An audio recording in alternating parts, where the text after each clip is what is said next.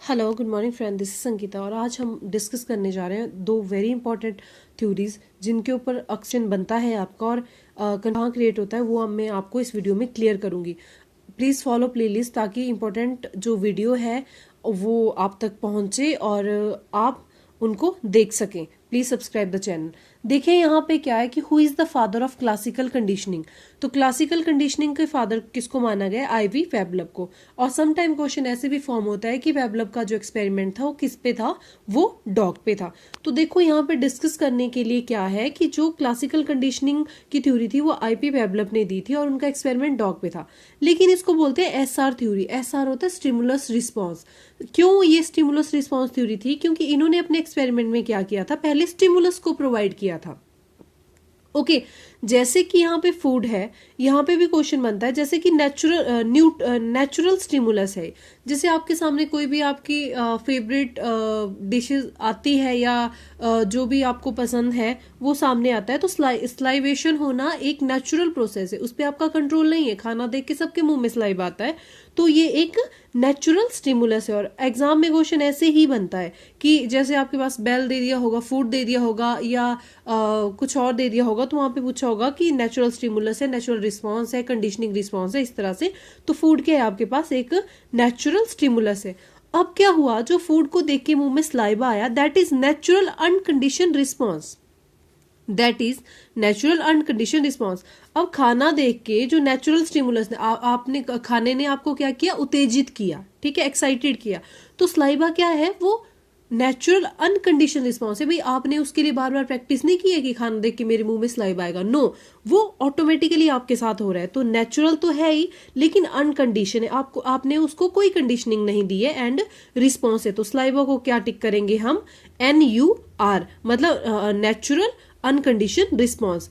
अब क्या हुआ, फिर उन्होंने बेल बजाना शुरू किया। अब देखो बेल क्या है? एक न्यूट्रल स्टिमुलस है। न्यूट्रल का मतलब क्यों बेल को न्यूट्रल NS क्यों बोला गया?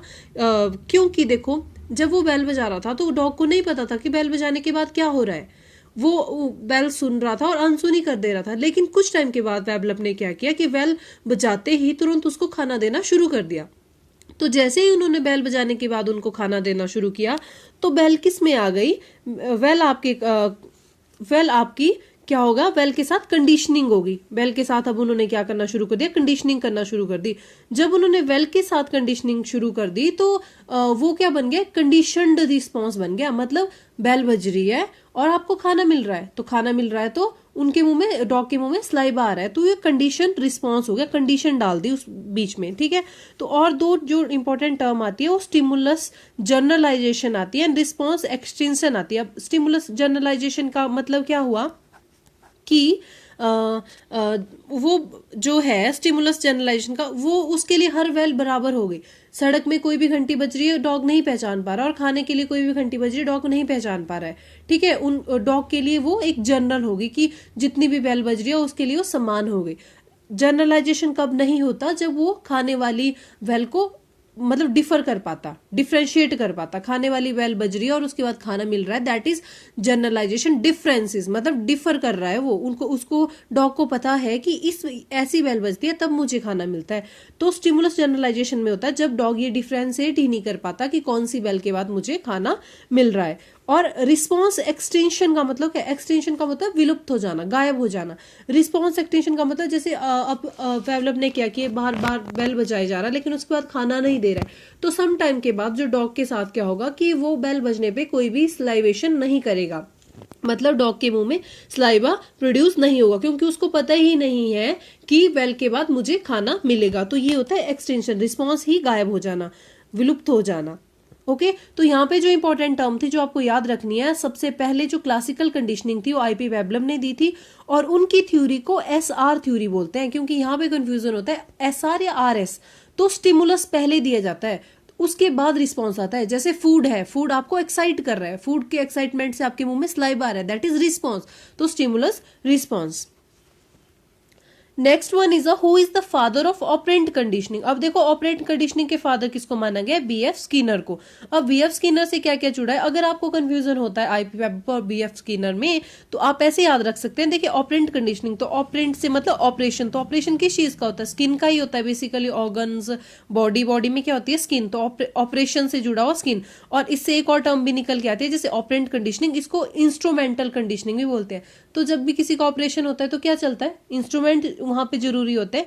तो बस आज के बाद आपको ये टर्म याद रखनी कि जहां पे ऑपरेंट शब्द आ गया वहां पे स्किन ही जुड़ेगा, वीएफ स्किनर जुड़ेगा, और वहां पे इंस्ट्रूमेंट लगेंगे, मतलब इंस्ट्रूमेंटल कंडीशनिंग भी बोलते हैं। अब देखते हैं हम कि स्किनर के साथ और कौन से क्वेश्चन जुड़े होते हैं। वर्बल बिहेवियर, स्किनर ने, ये टर्म भी स्किनर के साथ जुड़ी हुई है। वर्बल बिहेवियर, अपनी बुक्स जो बिहेवियरिज्म ऑफ ऑर्गेनिज्म का बिहेवियर कैसा होता है, वहां पे उन्होंने टर्म दी थी वर्बल बिहेवियर। तो वर्बल बिहेवियर किससे जुड़ी है, बीएफ स्किनर के साथ जुड़ी है। और बीएफ स्किनर ने जो अपना एक्सपेरिमेंट किया था वो किया था चूहे के ऊपर, रैट के ऊपर किया था। एक्चुअली उन्होंने एक केव में, एक पिंजरे में क्या किया था कि चूहे को डाल दिया था और चूहा इधर उधर दौड़ भाग रहा है, तो फिर अचानक से लीवर प्रेस करता है, उसको स्टिमुलस मिल जाता है। मतलब कि मतलब इसको बोलते हैं RS। जैसे यहाँ पे SR था, नो, यहाँ पे पहले रिस्पॉन्स मिलेगा, मतलब जैसे अचानक से उसका लीवर प्रेस हो गया तो उसको रिस्पॉन्स मिल गया। रिस्पॉन्स मिला तो चूहे को लगा कि यहाँ पे लीवर दबाने से मुझे स्टिमुलस मिलता है, मतलब यहाँ से लीवर दबाऊंगा तो बाहर जाऊंगा तो मुझे स्टिमुलस मिलेगा, मतलब खाना मिलेगा या कुछ और मिलेगा। तो इसको बोलते हैं RS। इसमें सबसे पहले क्या होगा, रिस्पॉन्स मिलेगा, उसके बाद स्टिमुलस होगा। तो एक जो दूसरी टर्म जुड़ी हुई है बीएफ स्किनर से, उसको बोलते हैं instrumental conditioning, as I told you, and this is the theory of RS theory, response and stimulus theory. सबसे पहले चूहे को रिस्पॉन्स मिलेगा, उसके बाद वो स्टिमुलस करेगा। और जो बीएफ स्किनर से और टर्म जुड़ी हुई है, दैट इज रिइंफोर्समेंट। इन्होंने बोला था कि किसी भी पर्टिकुलर बिहेवियर को अचीव करने के लिए आपको ह्यूमन को रिइंफोर्स करना पड़ेगा। जैसे कि एक बच्चा है, आप उसको बार बार मोटिवेट करने के लिए वेरी गुड, शाबाश, एक्सीलेंट ऐसे बोलते हो, मतलब वो रिइंफोर्स हो रहा है, या फिर डांट लगा रहे हो, that is also the type of reinforcement. ठीक है, नेगेटिव बेशक है लेकिन वो रिइंफोर्स है, मतलब किसी चीज को बढ़ाने के लिए, आपके बिहेवियर को उत्तेजित करने के लिए कोई ऐसी चीज करना कि जिससे आपका बिहेवियर फर्दर उस डायरेक्शन में आगे बढ़ता चला जाए, दैट इज रिइंफोर्समेंट। तो रिइंफोर्समेंट भी किससे जुड़ा हुआ है, ये भी बीएफ स्किनर से जुड़ा हुआ है। शेड्यूल्स ऑफ रिइंफोर्समेंट, अब शेड्यूल ऑफ रिइंफोर्समेंट क्या होते हैं वो हम समझते हैं।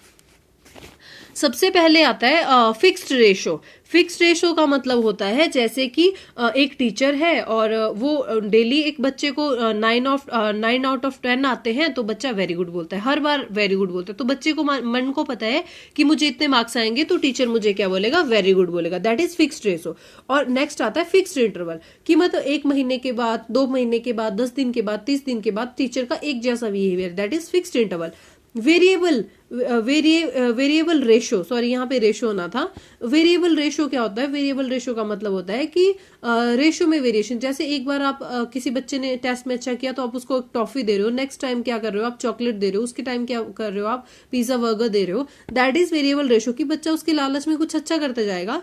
लेकिन जहां पे क्वेश्चन फॉर्म होता है वो होता है कि इन चारों में सबसे बेस्ट कौन सी रिइंफोर्समेंट होती है, कैसे आप बच्चे का बिहेवियर ज्यादा मॉडिफाई कर देते हो, दैट इज वेरिएबल इंटरवल, कि आपको वेरी तो करना है, हर टाइम रेशो को इंक्रीज या डिक्रीज करना है, लेकिन इंटरवल को भी चेंज करना है, कि बच्चे को ये पता ही ना हो कि टीचर कौन सी कब कैसा रिस्पॉन्स कर देगा। जैसे कि बच्चे ने बहुत ज्यादा किया तो सम टाइम आप बिल्कुल साइलेंट रहे, और सम टाइम आपने बोल दिया वेरी गुड, और सम टाइम आपने पूरी क्लास में ही उसकी प्रेज कर दी, एंड सम टाइम आपने उनको क्लास का मॉनिटर डिक्लेयर कर दिया। मतलब बच्चे को पता ही नहीं है कि उसके साथ क्या हो सकता है, मतलब कितना पॉजिटिव रिजल्ट उसको मिल सकता है। तो वो एक्साइटमेंट में रहेगा, और एक्साइटमेंट में वो हमेशा उसके माइंड में क्यूरियस बिहेवियर रहेगा कि अभी क्या होगा मेरे साथ, मतलब जैसे मैं अच्छा कर रहा हूं तो टीचर क्या चीज मुझे ऐसी रिइंफोर्स के रूप में प्रोवाइड कर देगा। तो सबसे अच्छा जो माना जाता है दैट इज वेरिएबल इंटरवल। तो आपको ऐसे माइंड में सेट करना है कि वेरी करनी है दोनों चीजें, टाइम को भी वेरी करना है और रेशो तो वेरी रहेगी, मतलब वेरी करना है।